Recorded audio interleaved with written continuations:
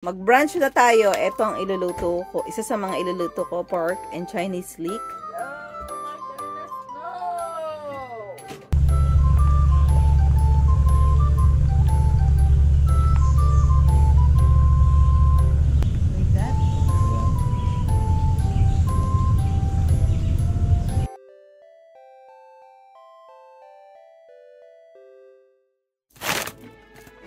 Thank you, Han. Mag-brunch na tayo. Ito ang iluluto ko. Isa sa mga iluluto ko, pork and Chinese leek. Dahil masarap ito.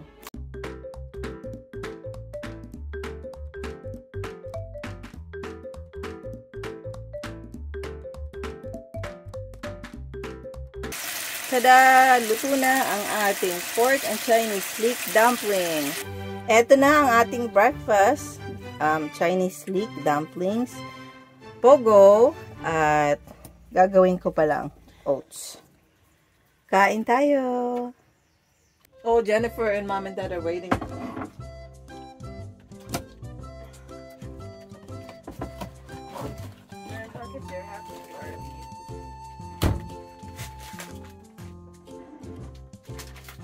On top of that, we always want to go to Going fish is not a problem because without the trailer.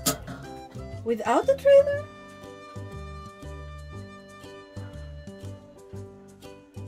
I'll put this in Why do the... you want the trailer? Because Rich's parking is packed. Well, the thing is we can park on a side street, but then we have to walk to get there. Yeah. So the place across the street, they're packed, and they're straight out. Oh, our neighbors, the one with the... they're leaving now. Vance, do you want more? Huh?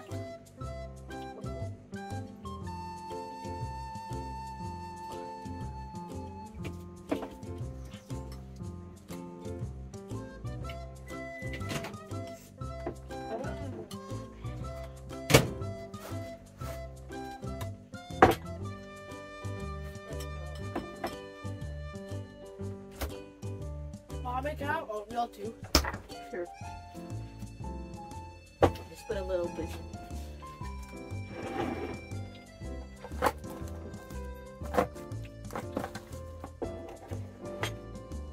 Do you think they'll ever come up with translucent metal? What do you mean by Like metal, but it's see-through like glass. If you make metal really thin, technically it'll be translucent. When you stretch metal super thin, I'd imagine that eventually it'll become translucent. Yeah, but you still need the strength and everything like that. But then it'll become to the point where you can just touch through it.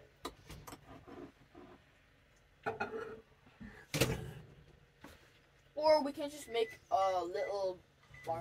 Or I can make something like this but out of metal. Like a screen? Yeah.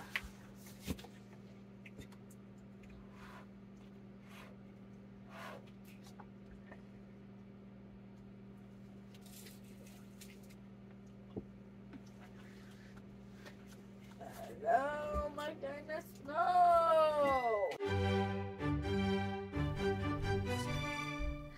At nandito na nga tayo sa may kalungkutang part ng camping, ang pagliligpit. At malungkot siya kasi yung routine mo ay biglang naiba. Na pagising mo, nasa nature kayo agad, tapos mag-swimming, tapos pupunta sa maliit na small town, kinagabihan, magbo-bonfire, at bago matulog, game night. Yung mga routine na yon biglang maiiba. Ganun talaga ang buhay, di ba? Ang bawat isa sa atin may iba-iba naman tayong form of relaxation. May mga tao na mas nare-relax kapag maraming kasamang tao. Yung pag nagpunta sila ng concert, nare-relax sila. May mga tao naman na pag halimbawa lalabas, mag-fishing, mare-relax sila. Katulad namin, yung iba magka-camping. May mga tao naman na may kakilala ako dyan. Maraming salamat sa lagi mong panonood. na kapag nanonood siya ng kanyang mga K-drama, ay nare-relax siya. Kahit nasa bahay lang siya, basta nanonood siya ng K-drama, ay relax na relax. relax na siya. Relate ba kayo? At siya ang nagturo sa amin ni Collie na manood ng mga K-drama. At sa inyo naman po na nanonood, ano ang inyong form of relaxation? Please comment down below. At ganito lang kami kapag nagligpitan time na, yung mga nakikita nyo sa mesa, recycling at basura. Pagkatapos, lahat ng mga tapos ko ng lupiin sa loob ay ipinapatong ko dito sa parang banig na to. Ay, kwentong culture shock ng mabilisan. Yung banig na yan, kasi may hawig siya sa banig na sa Pilipinas na ginagamit. Kasi nung bata kami, gumagamit kami ng banig. Tapos nung bumili kami nito para sa RV, nasyak ako, sabi ko, ay ang galing naman, sabi ko, yung banig na hinihigaan ko sa Pilipinas, dito pang panlupa. Nasyak talaga ako, kasi laking banig kaming magkakapatid. Tabi-tabi kaming magkakapatid at banig lang talaga. Tapos pagising, lulupiin yung banig. Kasi di ba may mga iba-ibang klase ng banig. May banig na hindi ko alam kung saan siya gawa, pero weaved siya. Hindi ko alam kung saang dahon siya gawa. Tapos may mga banig naman na plastic. Tapos eto yun. Kaya nakita ko, sabi ko, tulugan namin to nung mga bata kami. Tapos dito, panlupa lang. Pagkatapos, panlupa panlabas. Sabi ko, ayos Yun ang, lagi na lang may kwentong culture shock. Ganun talaga kapag lumaki ka sa isang bansa at tumira ka sa ibang bansa, para kang yung sinasabi nilang fish out of the water. Nasa tubig ka, tapos nilagay ka sa labas ng tubig, di ba? Maiiba yung mundo mo. At ganyan, si Cookie ang pinakahuling papasok sa kotse. Yung mga kuya niya pumasok na at siya kasi magkakakahulyan at mag-iingay-ingay. At ayan, tapos na. Tada! Malungkot yan kasi pag uwi ng bahay, maraming ligpitan. Ganon talaga. Kaya hanggat maaari, kapag nagka-camping kami, ay tinitignan ko kung ilang gamit ang dadalhin ko kasi ayoko naman na pag-uwi, ma-overwhelm ako sa sobrang tinding, grabing ililigpit ko. Although, magpapasalamat naman tayo, di ba? Papasalamat ako, may nilupi ako. Ibig sabihin, may ginawa kami kaya ako may nilupi. Parang nung bata kami, laging sinasabi ng nanay ko, huwag kayong mag-aaway kapag maghuhugas ng plato. Kasi pag naghugas kayo ng plato, ang ibig sabihin niyan, may kinain kayo, kaya kayo naghuhugas ng plato, di ba? Ganon. Pero, para sa akin kasi, bawat isa sa atin, iba-iba tayo, di ba? Iba yung na-experience ko sa loob, kung paano ko na-perceive yung bawat situation, yung bawat moment. Iba rin ang isang tao kung paano niya na-perceive yung isang situation. May mga tao na, yung tulad ko, pagliligpit lang ng mga gamit, na napipressure na-overwhelm. Sa mga ibang tao naman, therapeutic sa kanila yon. Parang sa ate ko mahilig maglinis. Therapy talaga sa ate ko ang paglilinis. Gusto ko siyang maging therapy pero na-overwhelm ako. May mga ibang bagay naman na hindi ma-handle ng ate ko na naha-handle ko na hindi ko nakikita siyang stressful. So, iba-iba lang tayo kung paano natin na-perceive ang bawat situation. At yun ang kagandahan ng buhay, di ba? Na bawat sa atin ay iba-iba. Exciting siya, di ba? Isipin mo, pag yung napangasawa mo, 100% na kopya mo, di ba? Ano na lang matutuklasan nyo? Di ba? Kaya nga minsan, kapag nagkaroon tayo ng friends na a-amaze tayo, meron tayong mga maliliit na common denominator sa mga friends natin. Pero may mga bagay din tayong natutuklasan kasama ng mga friends natin, di ba? Yun yung pinaka-exciting na part na may natututunan tayo. At sana kung ano yung natututunan natin sa mga friends natin, positive siya, maganda siyang bagay at makakatulong sa ating mag-grow. Kung ang kasama mo ay hindi ka tinutulungang mag-grow, sa halip ay nahihila ka pa pababa, okay lang. I-let go mo na yan. Kasi kahit tayo ay nasa edad na 30 plus, 40 plus, 50 plus, para sa akin, mas marami pa tayong i-grow. Mag-grow pa tayo ng mag-grow. So, kung may tao sa buhay natin na yan ang natutunan ko, hindi naman siya nakakatulong, okay lang na i-let go natin. Kahit natutunan ko rin sa edad kong to, hindi mo, kasi pag bata ka parang gusto mo marami kang friends, di ba? Parang ganon. Hindi mo rin naman kailangan ng maraming friends. Kahit isa lang, basta tunay sa'yo. Di ba? Yun ang mahalaga. Kahit isa lang, basta tunay sa'yo. At ayan, bumalik na tayo dito sa ating ligpitan time. Medyo napatagal tong ligpitan na to. Actually, ang end time namin ay 2:00 at natapos kami ng 1:30. At alam nyo ba, nung nakita ko yung oras, sobrang nagulat talaga ako na ang bilis-bilis tumakbo ng oras. Kaya wag natin sayangin ang bawat sandali at i-appreciate natin ang bawat moment. At mabalik uli tayo sa ating pagliligpit. Ang isa sa mga disadvantage ng pagkakamping sa RV, pagka peak season, tulad ng end ng yung summer, end ng June, July, August, napakahaba ng pila sa may dumping station. Mayroon laging nagdadirect ng traffic. So, ma-share ko lang, pupunta ka sa dumping station kasi yung gray tank mo, yung sa CR, yung sa lababo, yung mga ginamit mo yon, doon mo siya ibubuho sa may dumping station. Unlike sa tent, pagka nakapagligpit ka na, tapos na, ang susunod mo namang ligpit, sa bahay na. Sa RV, matrabaho. So, nagpunta ka ng dumping, pumila ka ng mahaba, nagpunta ka ng dumping station.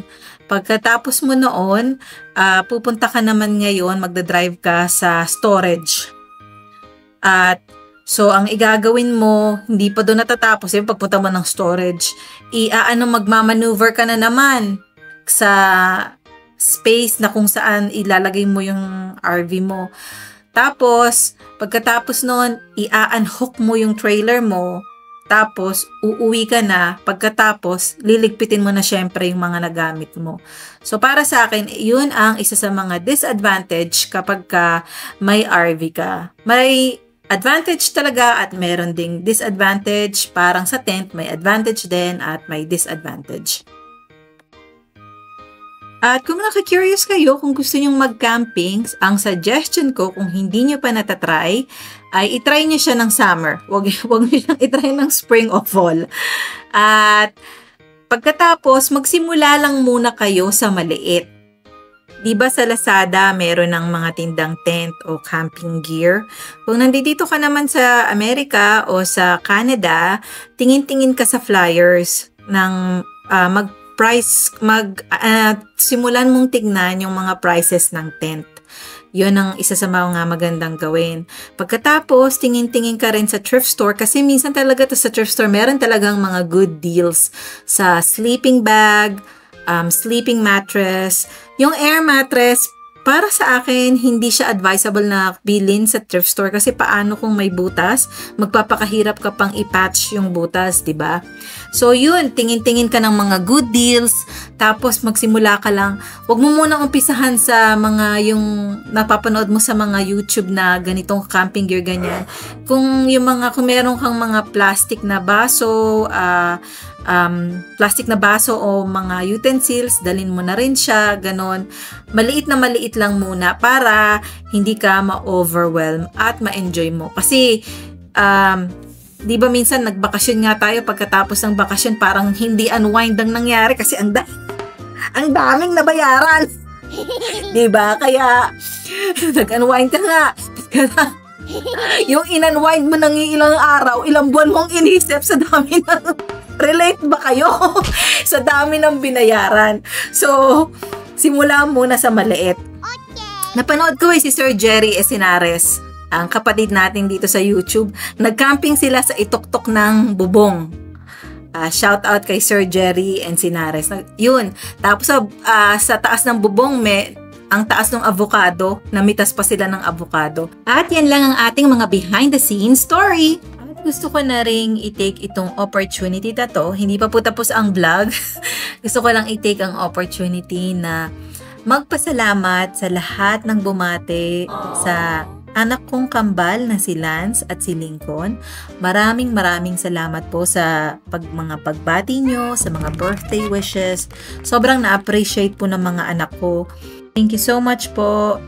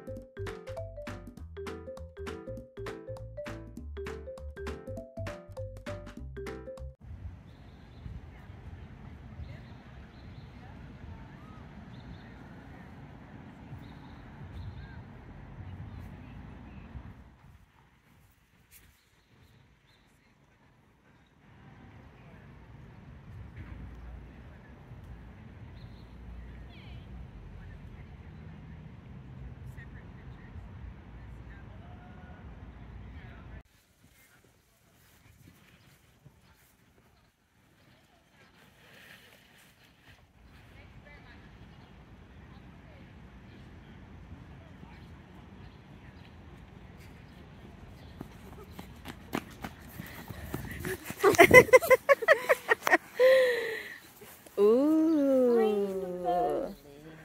Wow. Show it to Cookie. Let Cookie smell it. See? She loves smelling. Mommy, there's sandy spot pictures. Yeah, I know. But luckily, it's likely gonna turn into yet another toy shop. Oh, you talked to the worker? Yeah, because Mushi explained that they're gonna sell everything with the toys. So whoever will buy it will be easier to start it as a toy shop than anything else. You talked to the manager owner? No, the manager owner wasn't there. Just, The employee? Employees.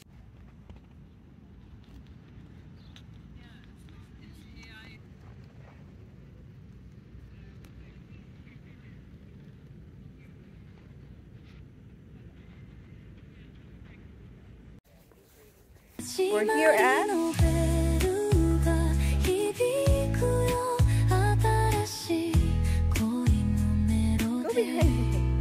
Go here on this side. Go here. No, you can't be seen. The camera's different. I know. Will she get a carrot cookie, please?